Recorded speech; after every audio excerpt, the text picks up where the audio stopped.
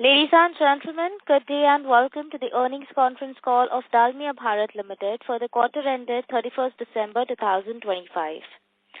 Please note that this conference call will be for 60 minutes, and for the duration of this conference call, all participant lines will be in the listen-only mode.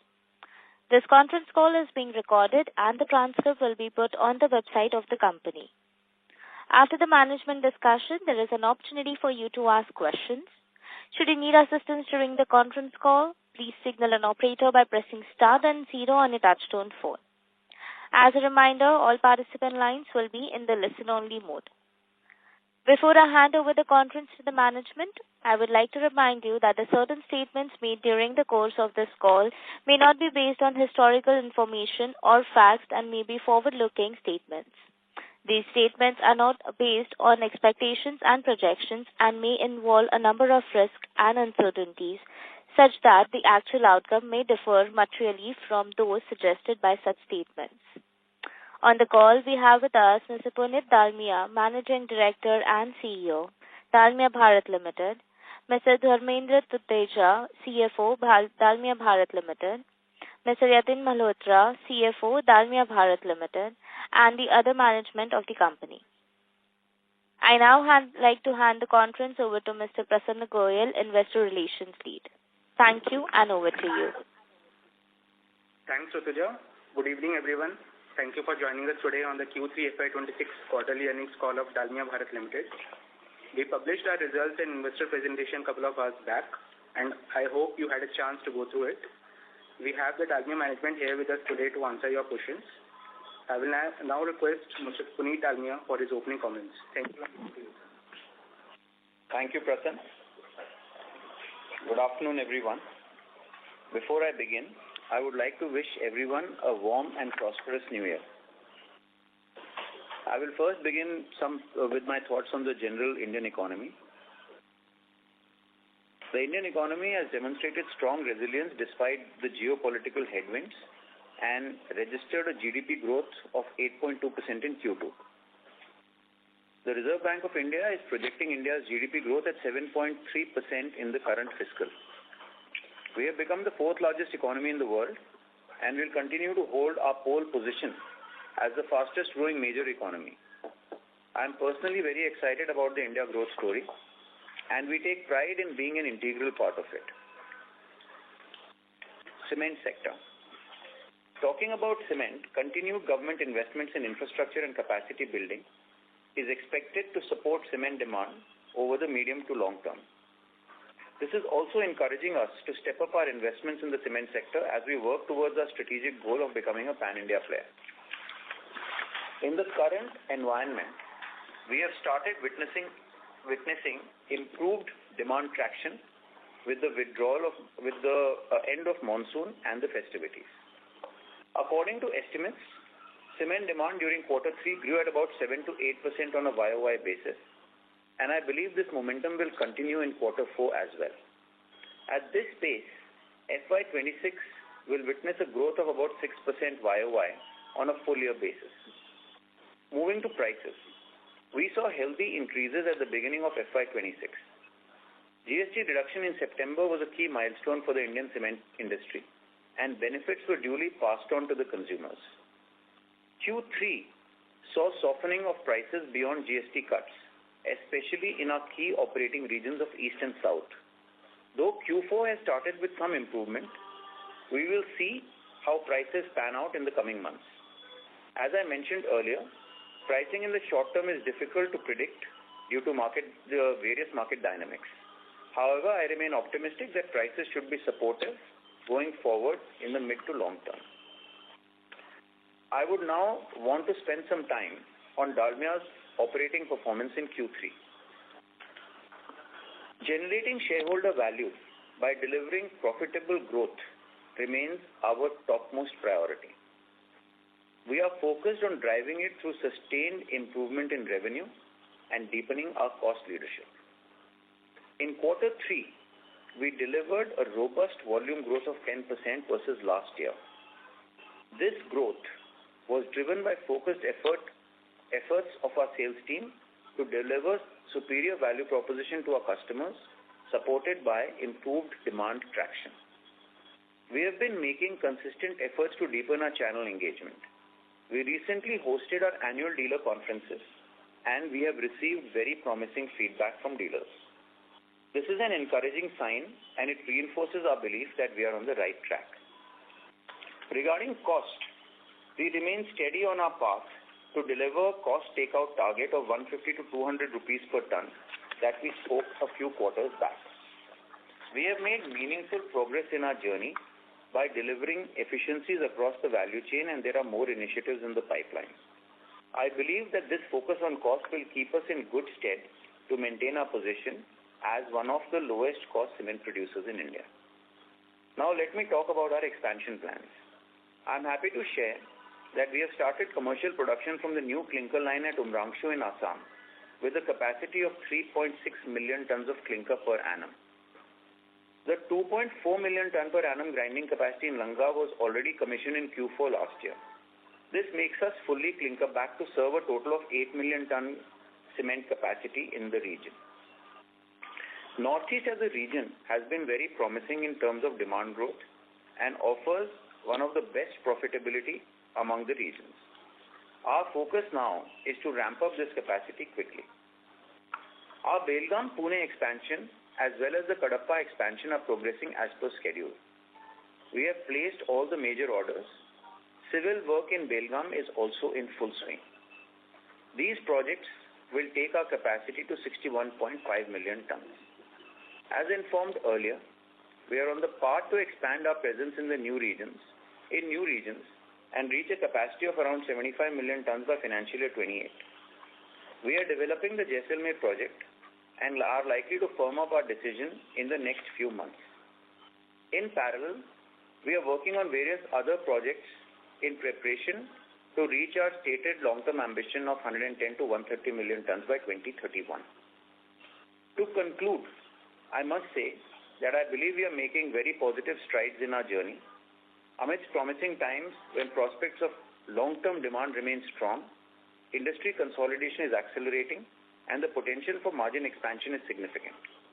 I'm confident that as a company we are well positioned to capture the tremendous opportunity that lie before us. Thank you, and over to you, Dharmender, for the financial updates. Thank you, Punitji. Let me give an overview of our financial performance.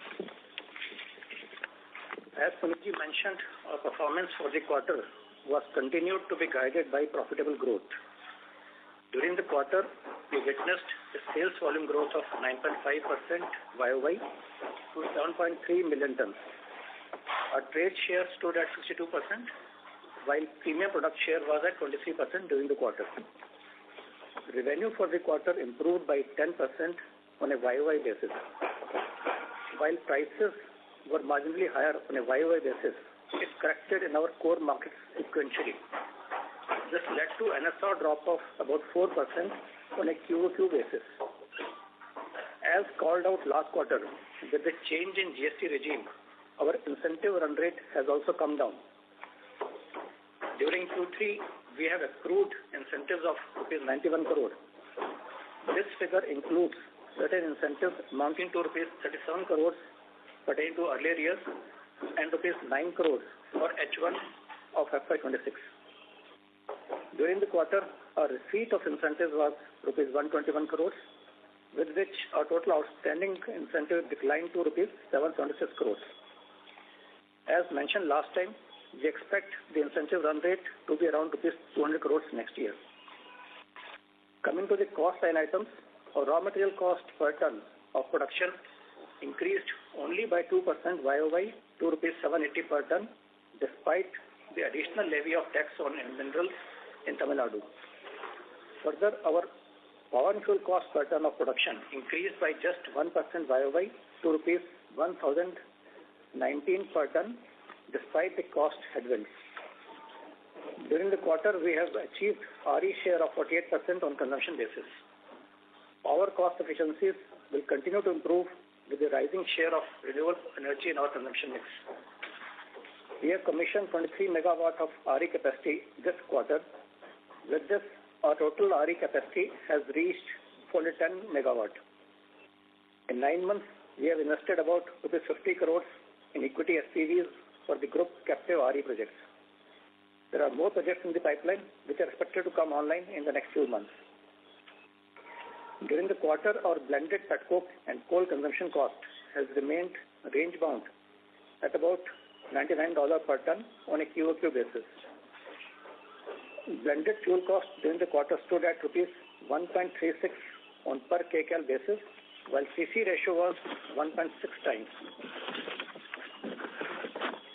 Our logistic cost during the quarter saw a significant decline of 5.6% YOY, thanks to good progress on our various initiatives. Our direct dispatches percentage stood at 62% this quarter, while lead distance was at 277 kilometers. Other expenses during the quarter increased by 11% YOY to rupees 579 crores, primarily due to planned shutdowns and increase in marketing spends. During the quarter, the company hosted its annual dealer conference and was one of the major sponsors of the Messi India Tour, among other initiatives.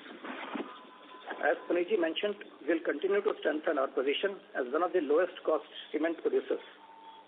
In one of the slides of our earnings release, we have included our total cost trend, excluding the two major external headwinds that impacted us. That is, additional levy of mineral tax in Tamil Nadu at rupees 160 per ton and spike in fuel prices. Clearly shows that we have reduced our structural cost over the last few quarters through better operational efficiency across levers. Our EBITDA per ton stood at 823 per ton, while absolute EBITDA was at rupees 602 crores. This is an improvement of 18% on YOY basis. As you are aware that the Government of India has recently notified the new labor codes. Consequently, we have assessed an incremental impact of these changes amounting to rupees 32 crores towards gratuity and other employee benefits. This has been provided under exceptional items.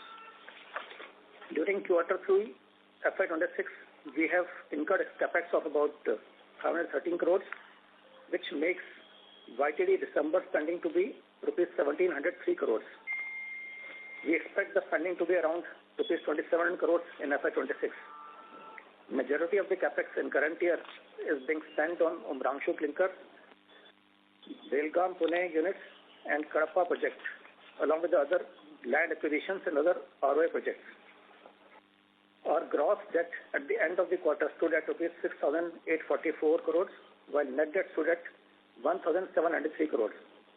Our balance sheet position remains strong with our net debt to EBITDA at 0.6 times. Just to summarize, we saw good volume growth and stable costs in Q3. Our drop in prices led to margin suppression during the quarter. As we look forward to Q4, we expect positive momentum to continue on demand, whereas margins are likely to get supported with better prices. With this, I open the floor for question and answer. Thank you. Thank you very much. We will now begin the question and answer session. Anyone who wishes to ask a question may press star and 1 on the touchtone telephone. If you wish to remove yourself from the question queue, you may press star and 2. Participants are requested to use handsets while asking a question. Ladies and gentlemen, we will wait for a moment while the question queue assembles. First question is from the line of Jashandeep Singh Chadha from Nomura. Please go ahead. Hello. Thank you for the opportunity. So before I ask my question, I just need a clarification on the incentive front. In your presentation, you have mentioned that around 37 crore of the incentive received this quarter was from the previous period. So is it in line with the expectation and the run rate that the management was building in, or should we treat it as a one-off item? And how should we look at this 37 crore? When we said that the run rate for the next year is about 200 crores, so this new incentive is also included.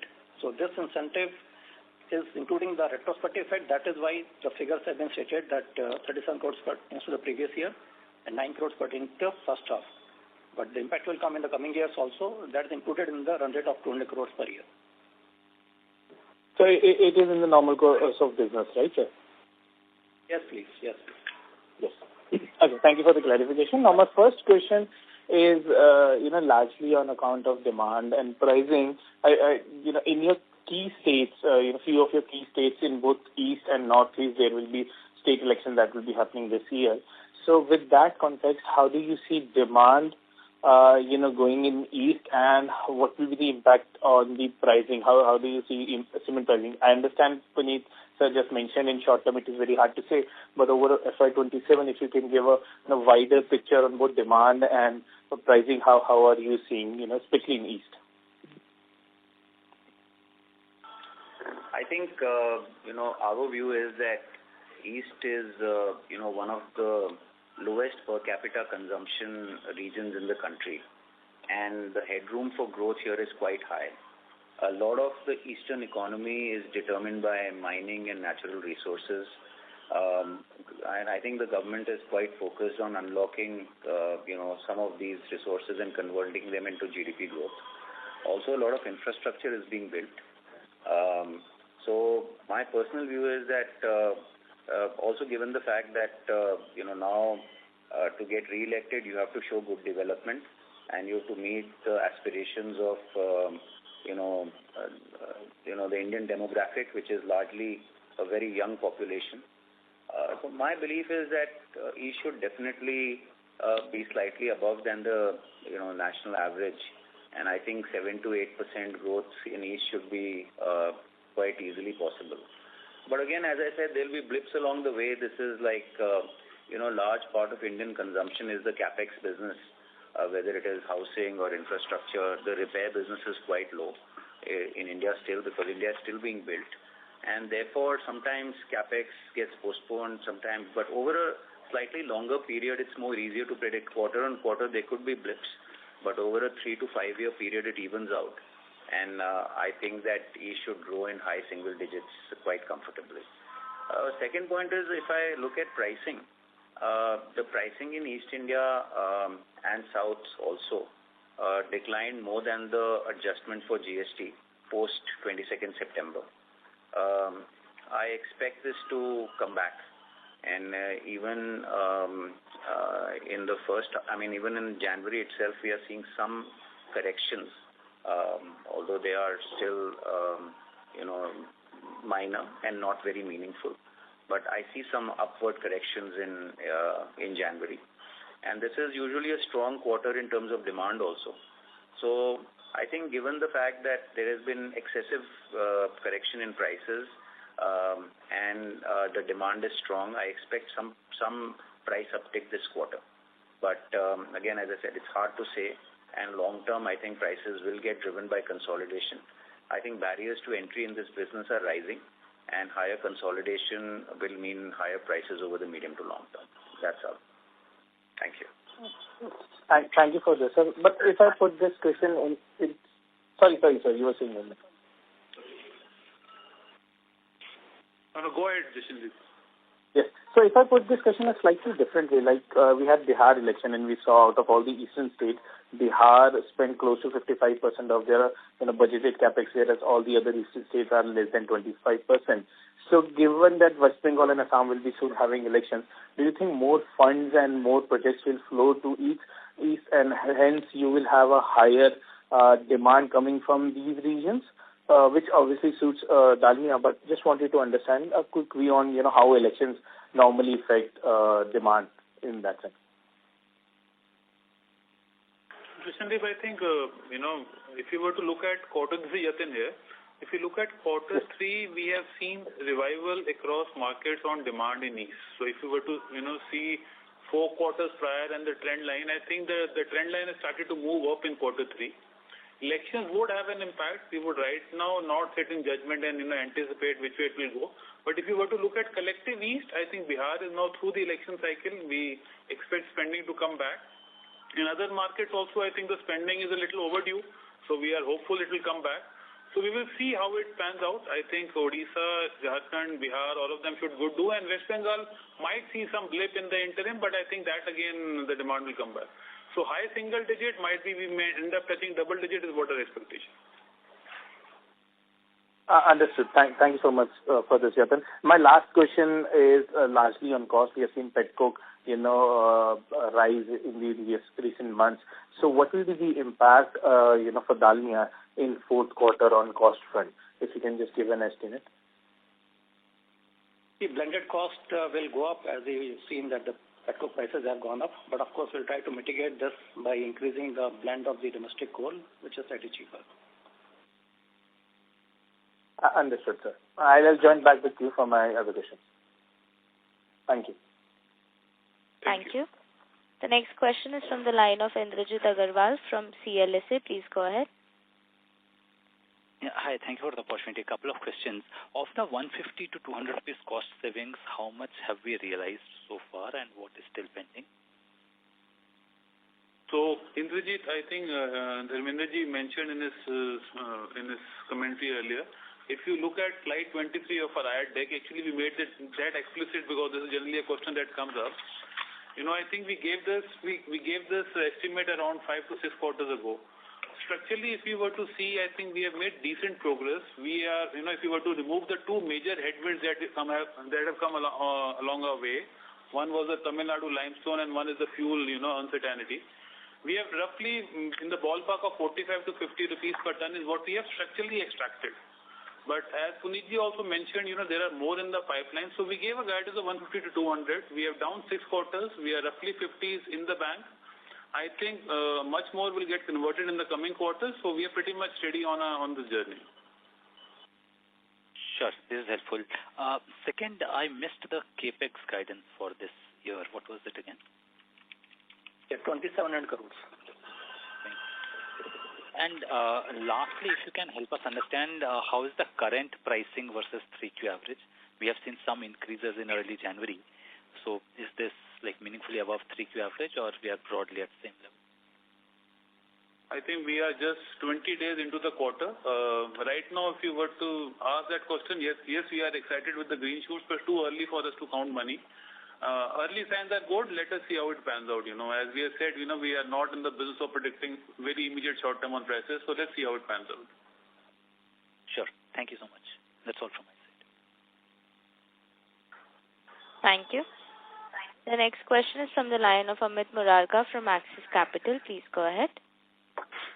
Hi, good evening. Thanks for the opportunity. So, my first question is on capex. So, while this year you have essentially been able to control the capex from an initial guidance of 4,000 crores you had given earlier in the year, does it mean that next year now the capex will be far higher with this reduction in 26? And if you could talk a bit more about the journey on capex in 27 and 28. So next year also we expect the capex to be around 4,000 crores. And for the next 2 years, I think the capex could be in the range of 8,000 to 9,000 crores. So basically 4 and 5 in that sense. Yeah, Amit, actually, if you dial back to what Punitji mentioned, we are working on other projects. There might be some more announcements coming around the way. Based on the current projects that we are running, we would be hitting in the vicinity of 2.5, 3 on an average annual, might be on the little above 3. And as we announce more projects, I think we'll have more clarity. We are a few months away from that announcement, so I think we can park that question for a while. Once we come with a full roadmap of 75, because the next thing is due, as Punitji mentioned, I think we'll give more clarity. So as of now, if you were to look at the current projects and capex that we are doing, ballpark of roughly 3 per annum, and as more happens, we'll announce that. Sure, understood. Is that true? And and just a second question on realization. So again, last year in Q1, we had mentioned that we are pursuing profitable growth, but we have essentially seen realization actually drop almost 9% for you between Q1 to Q3, which is actually higher than the industry pricing decline. So wanted to understand, is there been a change in approach or we are still following the profitable growth strategy? No, so you're saying Q1 to Q3? Yeah, so those 2 quarters, essentially both quarters have seen roughly 4.5% fall, which at least what I understand is a bit higher than the decline seen in the market. No, so I'll try to answer your question in points. Number one, discounting and selling is definitely not a strategy on the table. I think when we say profitable growth, we deeply believe in this concept. Point number two, whatever, drop in realization you're looking at a blended level is by and large, a mix of the markets where we operate. As you are aware, East and South have seen the most significant drops in terms of the prices industry-wide. So if you were to benchmark us versus the peers, I don't think you will see us fall steeper. If anything, we would have improved something on price positioning. So rest assured that the NSR drop is not, an outlier to the industry. It would be one shade better only, and discounting is not on the table as a strategy to sell, and the profitable growth remains our objective. Sure. And if I could just squeeze in one last question. So we have seen generally a very strong pickup in demand from December onwards largely. So in that context, what would you kind of pin your volume guidance, if you can give any, for FY27?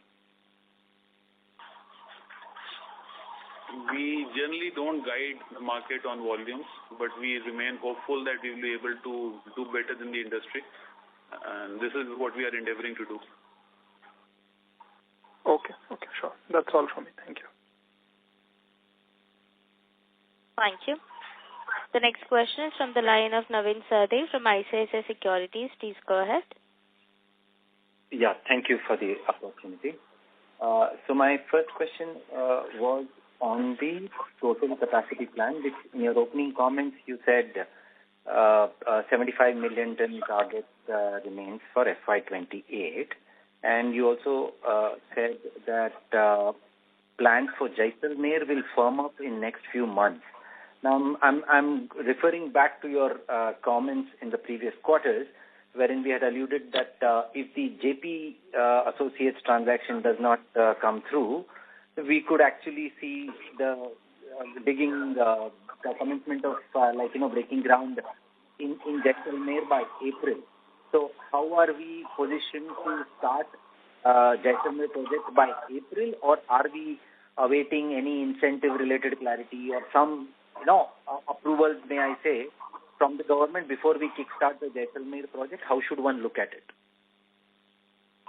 So I think one should look at it with quite a bit of optimism. As Punitji mentioned, we participated in the process. The process was out and open. The COC has made a decision.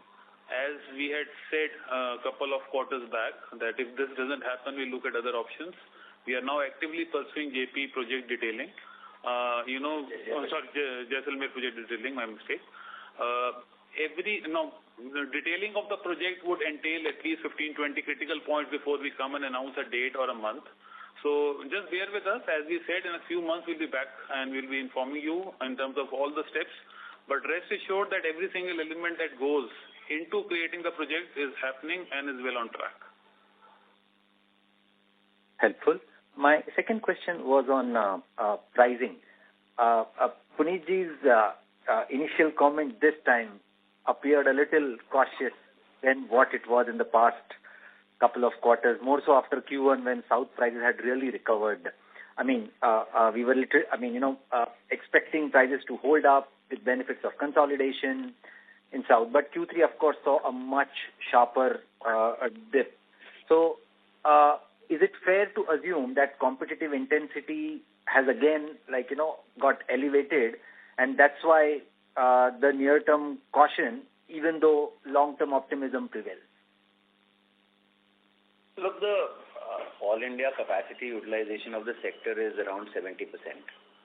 So I think we will see, and there is, reasonable capacity expansion in the pipeline. Our belief is that capacity growth will be around 5-6% per annum.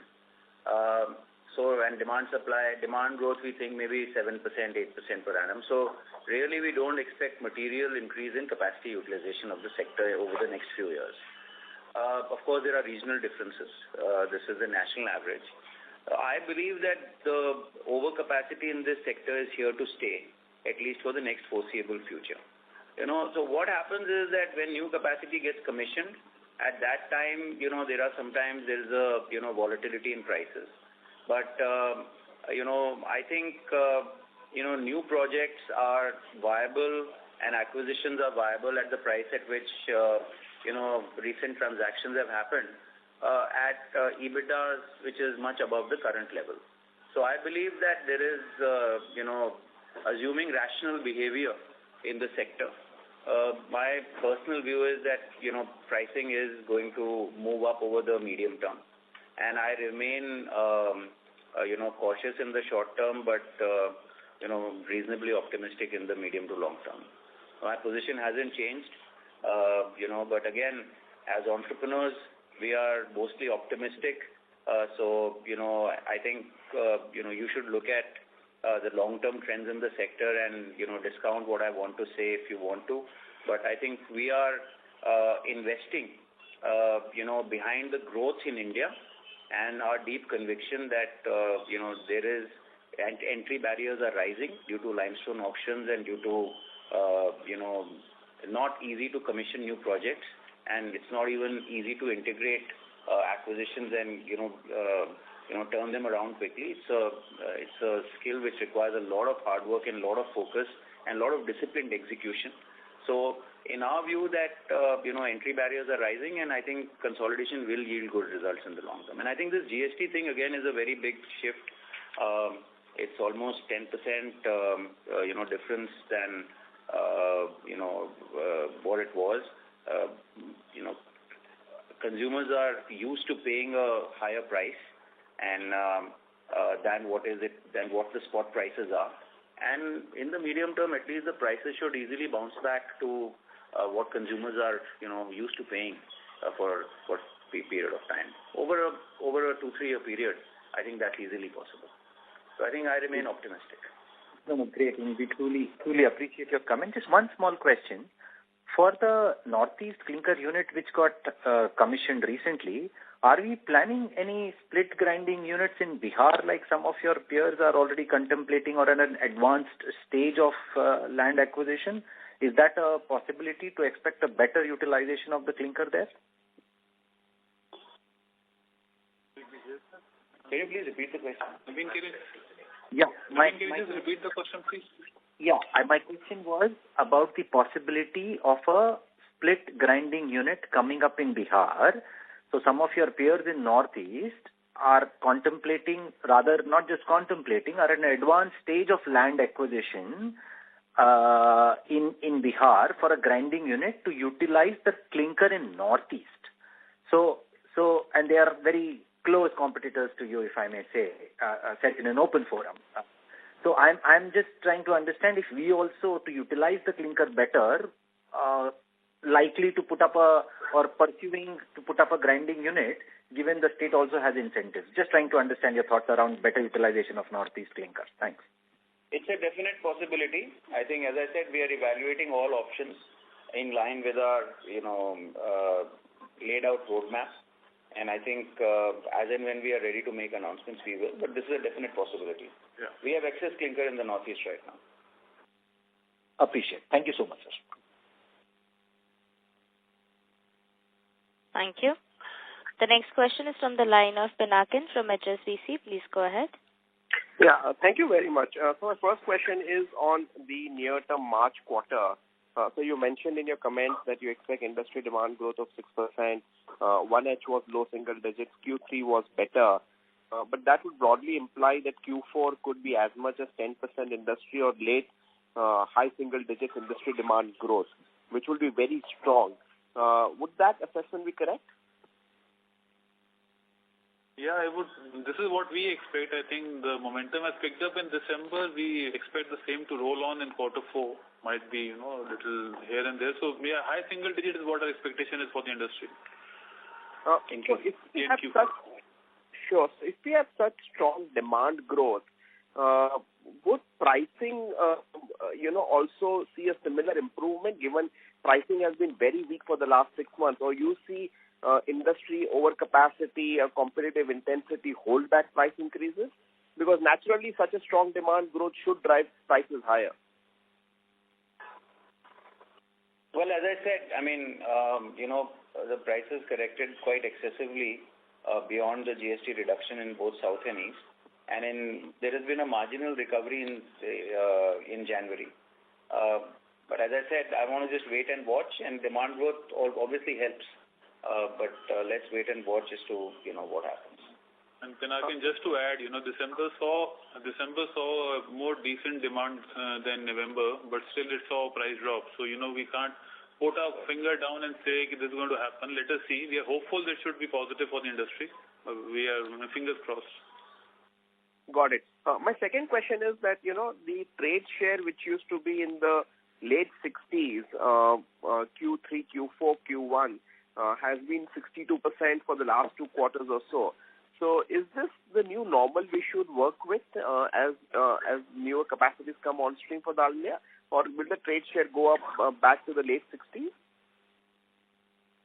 This is definitely not the new normal. This is a reality in a subdued demand environment. This is something that has happened by choice, I would say, partially by the way market drove us. I think you should look at mid 60s to high 60s only as a future path. This is what we are committed to deliver. Got it. Thank you very much. In the interim, as the capacities come online, there might be a little spike here and there, but steady state, I don't think this is what you would look at. Understood. Thank you very much.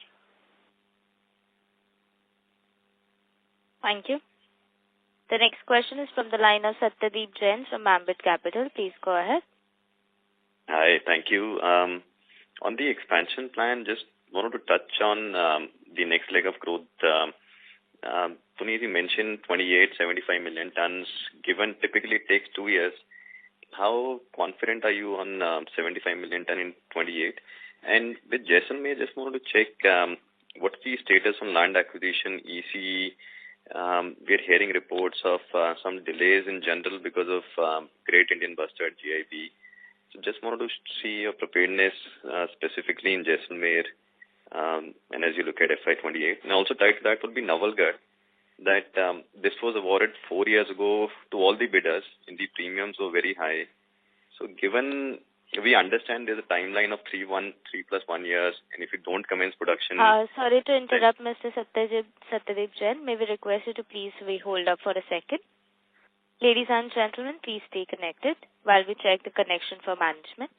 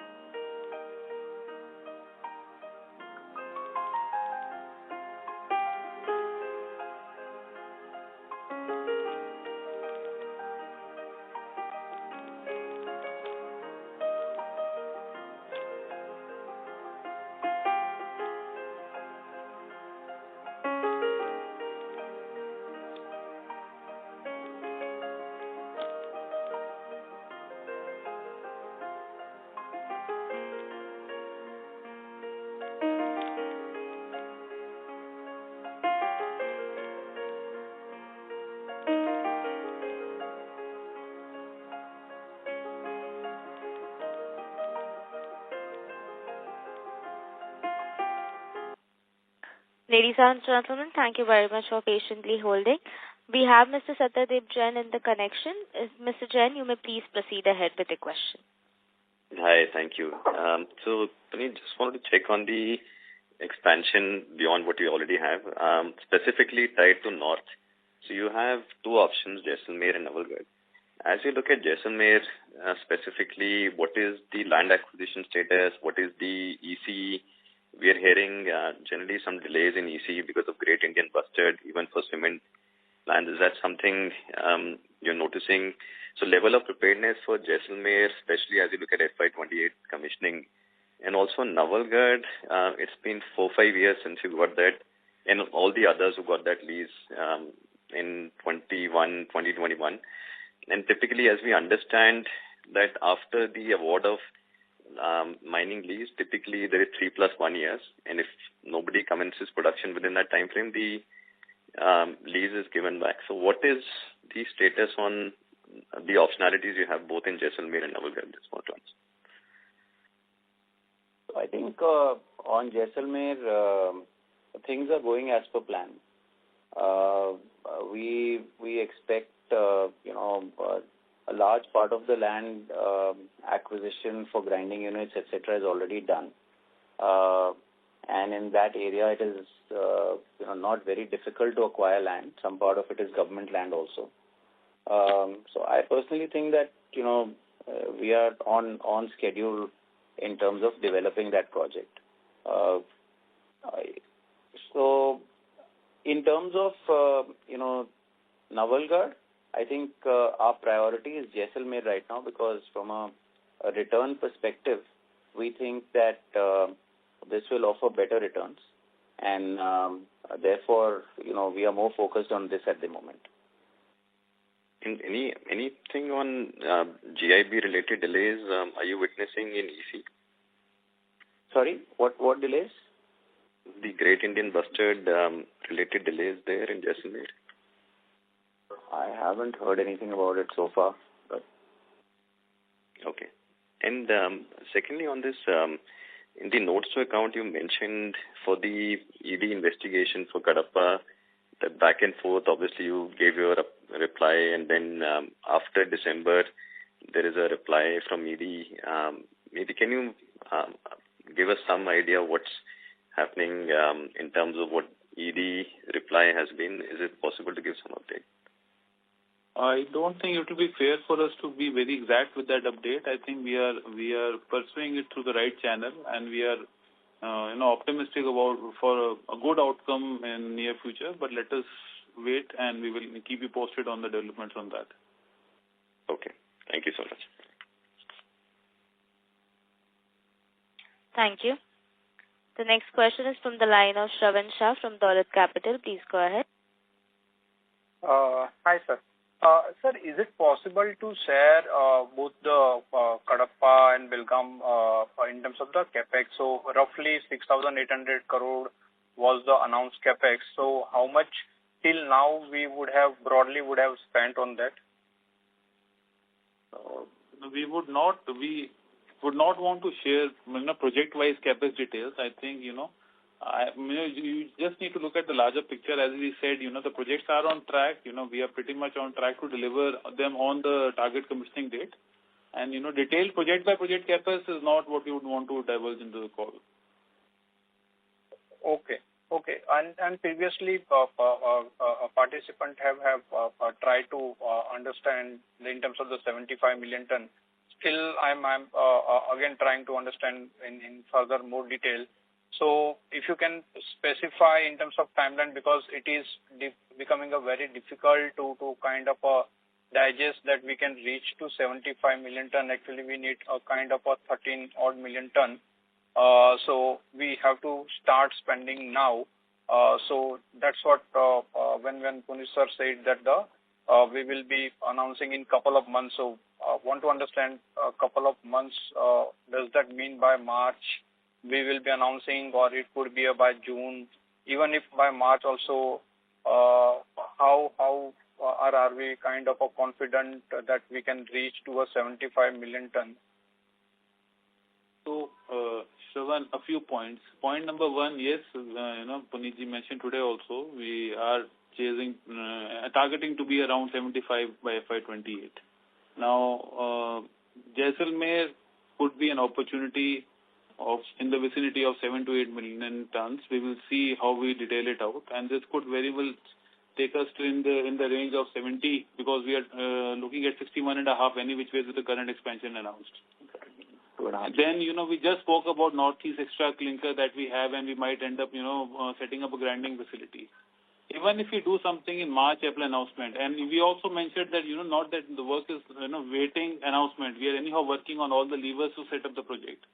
Even if we do that announcement in the next 2-3 months, we would still have, 24 clear months to have the project up and running. So we are pretty hopeful that, FY28 is a milestone, around 75 million ton is a milestone. Give or take a month here and there actually doesn't matter in this long journey. But just wait for a few more months, and we will be giving more clarity on this topic. And then given further to, if I extend it, still we are kind of maintaining 130 million ton by FY31. So another 35 odd million ton post this. So does that mean that now onwards we would be kind of every year keep on announcing, and then in terms of the capex, how are we on a yearly run rate basis can look at, and in terms of net debt EBITDA, what's the level that we should not be? So because everything is kind of a link. So if that's the plan, then in terms of the volume growth also we should be looking kind of a 15% plus kind of a CAGR. So, but that's not the way we are kind of portraying. We are still kind of shying away in terms of clearly, confidently talking kind of that kind of a number, 15% kind of a growth, because till now also our utilization is low, and the way we are keep on or pursuing to add the significant capacities. So, Shravya, I think we have mixed up a lot of points. Number one, let's talk about, we are not shying away from anything. We delivered a 10% growth quarter, the one that we just closed.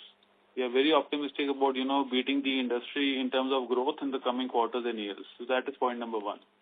Point number two, to your question that should you expect a lot of announcements to come your way? Definitely you should expect a lot of announcements, because if we have to cover a journey of doubling our capacity in 5 years, definitely we have to do that. To your point of too much capex on the annual, yes. But, if you were to just take this is a typical thing that I've been saying to my friends even in the investor community.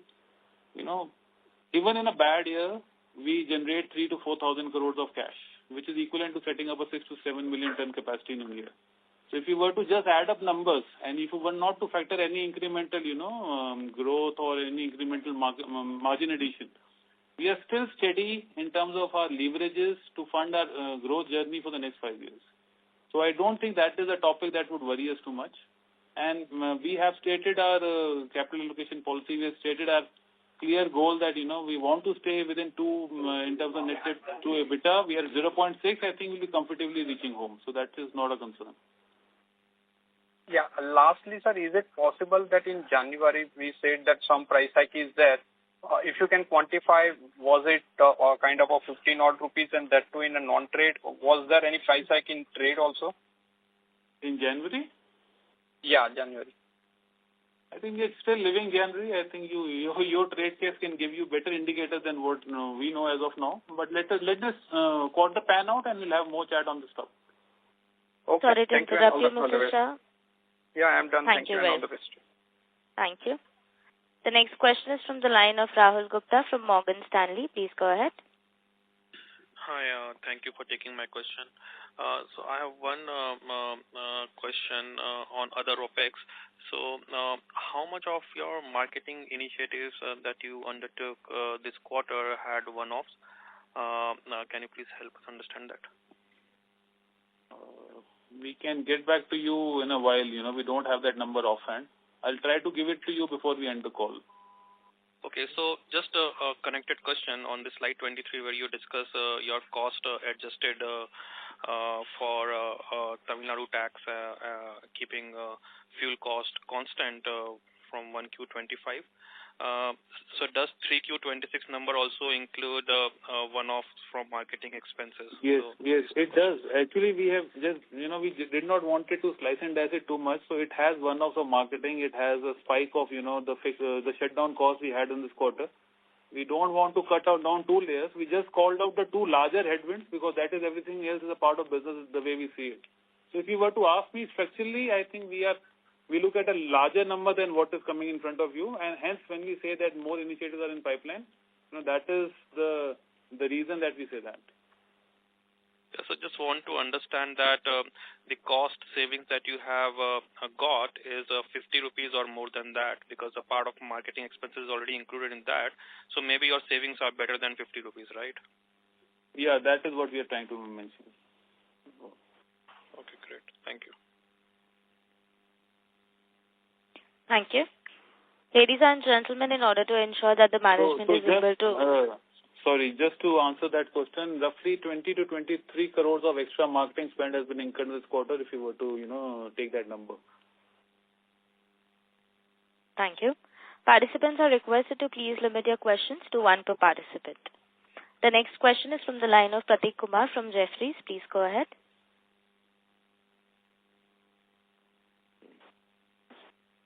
Yeah, good evening. I have a couple of questions. Firstly, your employee cost on an annualized basis has remained hardly moved in past 2 years from 24 to 26. Is this also part of cost saving, and how is this kind of happening, and the outlook here is the first question. I don't think employee cost reduction as such is a line item of a cost-saving agenda. Yes, we believe in running a fitter, leaner organization, which is fit for purpose for future. But this is not a stream of cost initiatives that we are driving very consciously.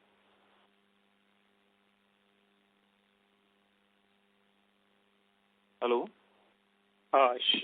Sure. So basically, but your employee cost in 2 years have grown only 2% each. So you have seen a reduction in employees during this period, or what? As I said, we are getting into a mode where we have a fitter organization for future. I am saying that cost reduction through employee cost is not a stated objective that we are trying to chase. It's a byproduct of all the other efficiencies that we are building in the system. Right. Sure. My other question is on JP assets. As far as it's public information, it has been sort of given out by NCLT to the other group, other industrial group. Why are we sort of still chasing it and still talking about it? I'm a bit confused on the thing. We did not talk about it. Sorry to interrupt, Mr. Kumar. May we request you to please rejoin the queue? We have participants waiting for the turn. Thank you. The next question is from the line of Kunal Shah from DAM Capital. Please go ahead. Yeah, hi, sir. Just one question. Now, for a large part of the year, the government capex momentum was on the softer side, and now we are seeing a demand rebound in December and Jan. Now, could you just provide some color here on the profile, whether we are seeing pickup of central capex or state capex or more IHB-led rural demand? So just wanted to understand the sustainability of recovery as we speak. Actually, as I said that it's very hard for us to build a, model like this where we can get a very accurate quarter-on-quarter, state-by-state demand projection. There are times when projects get delayed. There are times when, there is large capex and projects get accelerated. So I think what we have learned is instead of spending too much time on this issue and becoming a perfect demand forecaster, we are better off making a, larger trend line on how the, Indian overall demand is likely to behave and plan our investments on that basis. I think we have found that it's just, a better way to spend time to plan investments which are longer term with a longer term trend line in mind. And I think there are sometimes blips along the way, but as I said earlier, things catch up and revert to mean unless there is some very, very structural, change. So overall, I still, believe that, 7 to 8% demand growth over the next 10, 20 years is possible in India. And that is the core drivers remain intact, which is infrastructure, which is housing, which is commercial urbanization, and also, the revival of manufacturing and private capex in India. These four drivers structurally, I think, will remain intact. We don't see any reason why. We don't see any reason quarter on quarter to change our view on this, and we also don't see any reason to change our investment strategy unless something fundamentally changes. So I think it's hard for me. I know I cannot give you an answer to a question which we just don't look at it quarter on quarter. And frankly, we don't even know, So I think it's hard for me to give you an answer to this question. And frankly, maybe you guys are better qualified to answer this based on the data that you see. But we don't plan our investment strategy also. So if demand growth becomes negative, our investment strategy won't change. If demand growth suddenly becomes 13-14% in one quarter, our investment strategy won't change. But yes, we are ready in the market, our distribution, our sales infrastructure, all that is planned based on, the capacity that we put in. So I think I can't give you a better answer than this, that we look at medium to long term for this. Thank you. Understood. This is extremely helpful. Sir, just one small follow-up here. Just to put this the other way around, are we seeing any pickup, let's say, in terms of tendering activity or inquiries, especially on the non-trade side or the infra projects? I mean, if you would just help with that. Thank you. Yeah, certainly. I mean, I think we are seeing a lot of, large capexes. There are metros being built almost in, 9 or 10 cities in India where we are participating. Large capex happening there. In Northeast, a lot of bridges are being built. Hydropower projects are in the anvil. There are roads. I mean, we see it all the time. There are railway tracks. So I think there is a lot of activity on infrastructure. And, yes, there are tenders which are coming in for some of these, large projects on a continuous basis. Sorry to interrupt, Mr. Shah. May we request you to please rejoin the queue, sir? We have participants waiting for you. Can actually I'll just take 30 seconds more. You can actually see in our investor deck, we have put down some projects where Dalmia has been supplier to some infrastructure projects. There are pictures and there is location of those projects also. Thank you. Thank you. The next question is from the line of Ashish Jain from Macquarie, India. Please go ahead. Hi, Puneet. Good evening. So, Puneet, I had just one question. Earlier on the call... I'm sorry to interrupt you, Mr. Jain. Your voice is not audible, sir. Is this better now? Yes, better. Yes. It's better. Go ahead. We can hear you.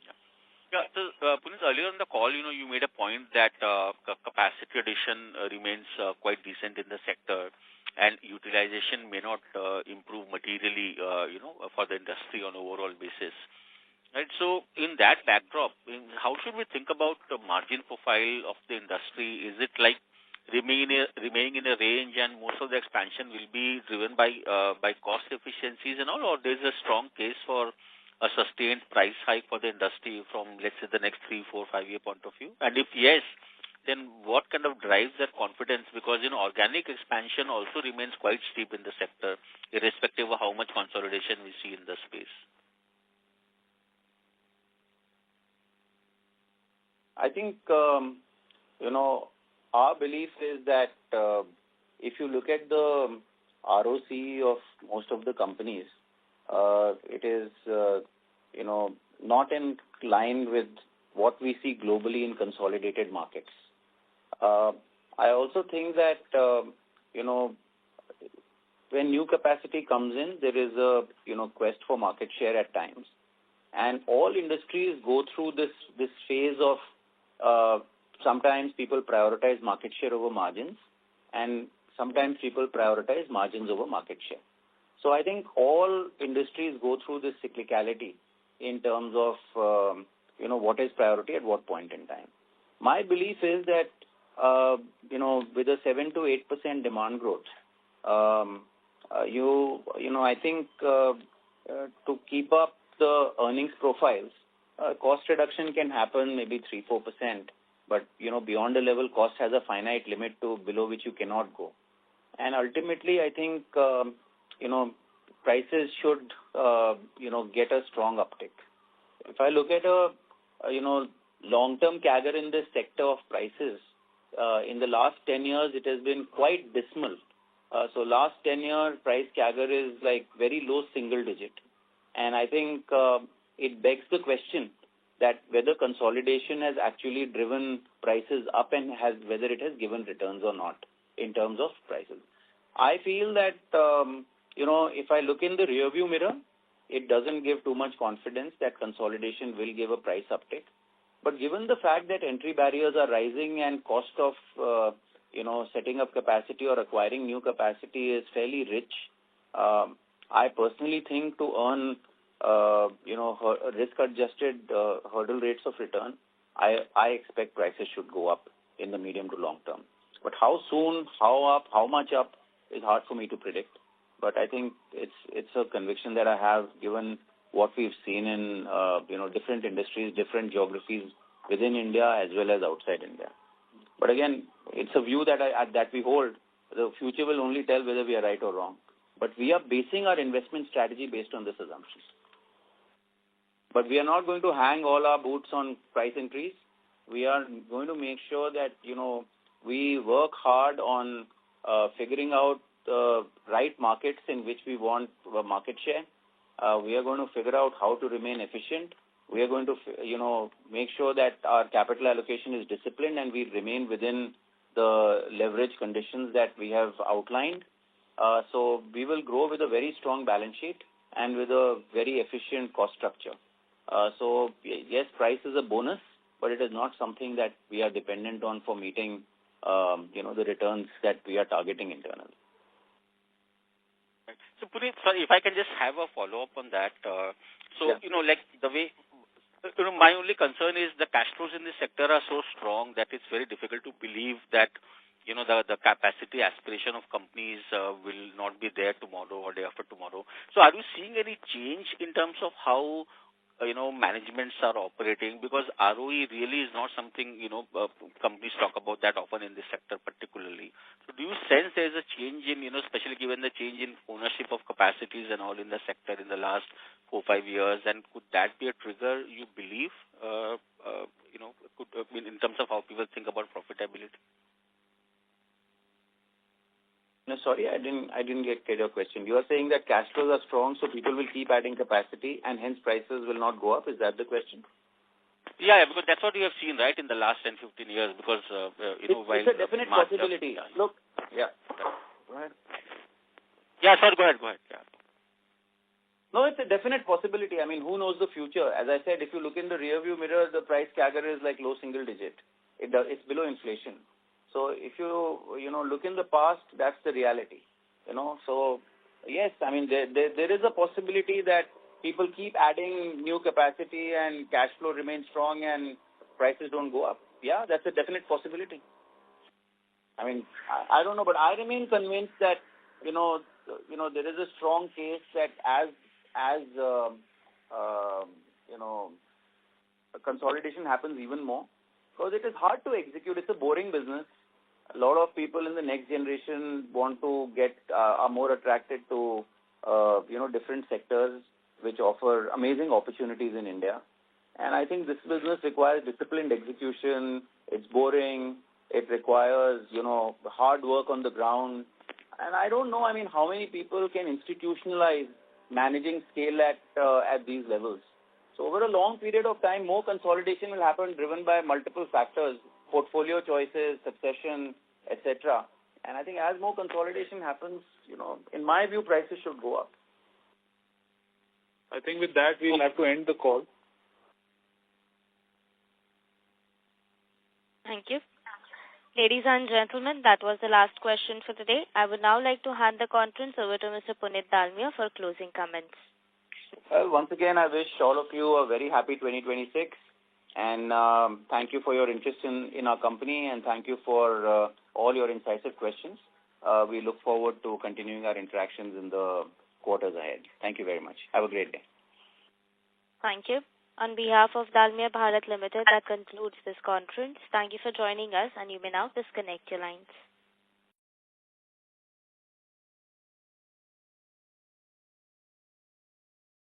If you found this video helpful, please like, share and subscribe to Concall India for latest upcoming Concall.